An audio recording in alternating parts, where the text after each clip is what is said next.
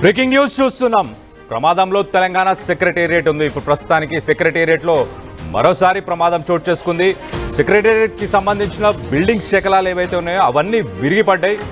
మంత్రులు అలాగే ముఖ్యమంత్రి సీఎం వీళ్ళందరూ వెళ్ళే ఒక రోడ్డు ఉంది. ఆ రోడ్డుపై శకలాలు పడ్డట్టు మనకు తెలుస్తుంది. ఆ శకలాలు పడ్డ సమయంలో అక్కడ ఎవరూ లేకపోవడంతో ప్రమాదం తప్పిపోయిందని చెప్పి తెలుస్తుంది. గతంలోనూ మనం చూస్తే కనుక 5వ ఫ్లోర్ నుంచి చాలా పెచ్చులు కూడా ఊడిపడ్డట్టు మనకు తెలుస్తుంది.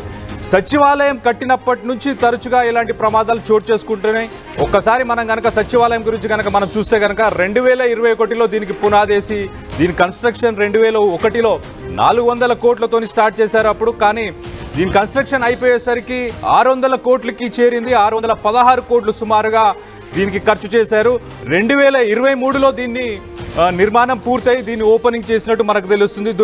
సో దీనికి సంబంధించి మరిన్ని వివరాలు ఒక్కసారి మా ప్రతినిధి మధుతో కూడా మాట్లాడి తెలుసుకునే ప్రయత్నం చేద్దాం.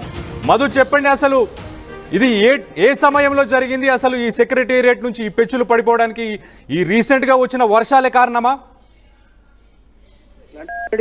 గతంలో కూడా ఇట్లాంటి సంఘటనలు చోటు చేసుకున్నాయి. పెచ్చులు ఊడిపడినటువంటి ఘటన మనం గతంలో చూసాం. ఈ ఘటనకు సంబంధించి పెద్ద ఎత్తున విమర్శలు వచ్చాయి. అప్పుడు క్వాలిటీ ఆఫ్ సంబంధించినటువంటిది ఎలాంటి క్వాలిటీ లేకుండా కట్టారు అనేటువంటి విమర్శలు ఎదుర్కోవడం జరిగింది. ఇప్పుడు అలాంటి ఘటనలు ఎదుర్కోవడంతో నిన్న కొన్ని పెచ్చులు ఊడిపడ్డాయి. అది కూడా ముఖ్యమైనటువంటి వ్యక్తులు, ముఖ్యమంత్రి, మంత్రులు, వీళ్ళ కాన్వాయ్ వెళ్లేటువంటి ప్లేస్ లో, వాళ్ళ కాన్వాయ్ నిల్చోబెట్టేటువంటి ప్లేస్ లోనే ఈ ఘటన చోటు చేసుకుంది.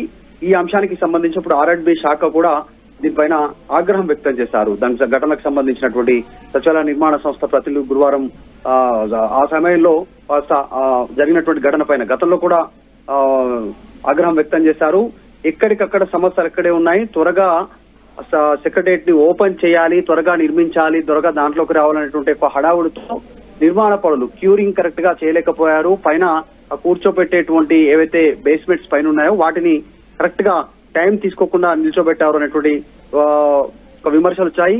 గతంలోనే 24 గంటల్లో నివేదిక ఇవ్వాలనేటువంటిది కూడా వచ్చాయి. నిన్న పెచ్చులు ఊడిపడినటువంటి ఘటన గతంలో కూడా ఇప్పటికి ఇది 3వ ఘటన సెక్రటేరియట్ కి సంబంధించినటువంటి దాంట్లో. నిన్న ఒక జాయింట్ కి సంబంధించినటువంటి పనులు జరుగుతుంటే ఈ పెచ్చులు ఊడిపోయాయి. డ్రిల్లింగ్ చేస్తా ఉన్నారు. ఆ డ్రిల్లింగ్ చేస్తున్నటువంటి సందర్భంలో ఆ వైబ్రేషన్ కి కొంత పెచ్చులు, కొంచెం సిమెంట్ కి సంబంధించినటువంటి ఆ భాగాలు, విడి భాగాలు ఊడి కింద పడిపోయాయి అనేటువంటిది చెప్తా ఉన్నారు. నిన్న ఊడిపడిన సందర్భంలో ఎవరికి ప్రమాదం చోటు చేసుకోలేదు, ఎవరికి ఎలాంటి గాయాలు కాలేదు, వాహనాలకు కూడా ఇబ్బంది కలగలేదు. గతంలో వాహనం పైన పడింది, కార్ల పైన పడింది. కానీ మధు, మనం చూస్తే ఆల్మోస్ట్ అక్కడ పక్కనే మెట్లు ఉన్నాయి. అంటే అది మంత్రులు కానీ సీఎం కానీ వెళ్ళే ఎంట్రెన్స్, అంటే వాళ్ళ కార్ దిగి లోపలికి వెళ్ళే ఎంట్రెన్స్ దారేనా, అదేనా? ఎగ్జాక్ట్లీ. ముఖ్యమంత్రి తర్వాత మంత్రులు వెళ్ళేటువంటి ఆ సంఘటనకు సంబంధించి కాబట్టి ఈ అంశం పైన కాస్త చర్చనీయాంశం అవుతా ఉంది. గతంలో విమర్శలు వచ్చాయి. ఇప్పుడు అదే ఘటన చోటు చేసుకోవడం పైన ఏం జరిగింది అనేటువంటిది ఆరాధీసే ప్రయత్నం చేస్తా ఉన్నారు. గ్రౌండ్ ఫ్లోర్ లో 29వ అంటే 29th కి సంబంధించినటువంటి రూమ్ కి సంబంధించినటువంటి ప్రాంతంలో ఈ ఘటన చోటు చేసుకున్నట్టుగా తెలుస్తా ఉంది. ఆ కిటికీల పక్కన ఉన్నటువంటి ఆ పెచ్చులు ఊడి పడిపోయి గ్రౌండ్ ఫ్లోర్ లో దీనికి ఎదురుగా ఉన్నటువంటి ఫ్లోర్ లోనే, అంటే ముఖ్యంగా ప్రెస్ మీట్లు నిర్వహించేది అంతా కూడా ఇదే ప్రాంతంలో మంత్రులు, ముఖ్యమంత్రులు ప్రెస్ మీట్ నిర్వహించేది 29th కి సంబంధించినటువంటి గ్రౌండ్ ఫ్లోర్ లో, జీ ఫ్లోర్ లో జరుగుతాయి. మనం చూసాం ఎప్పుడు ప్రెస్ మీట్ జరిగినా అక్కడే దీనికి సంబంధించినటువంటి ఏర్పాట్లు ఉంటాయి.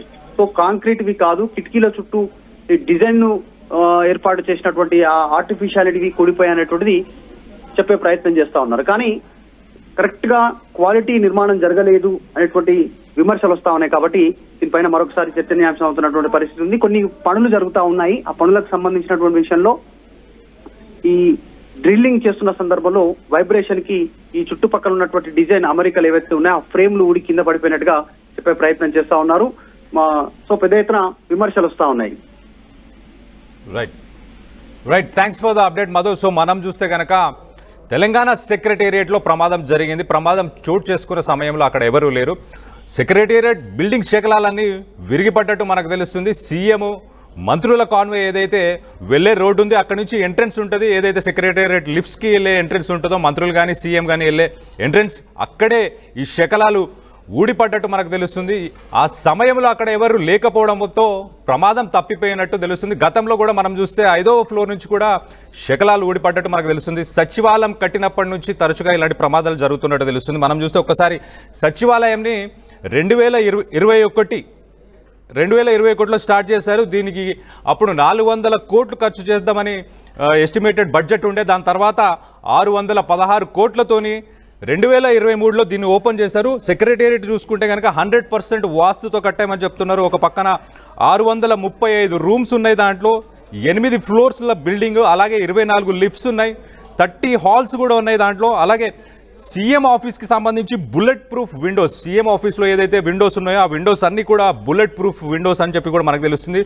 2.25 ఎకర్స్ 2.25 ఎకరాలలో దీన్ని కట్టే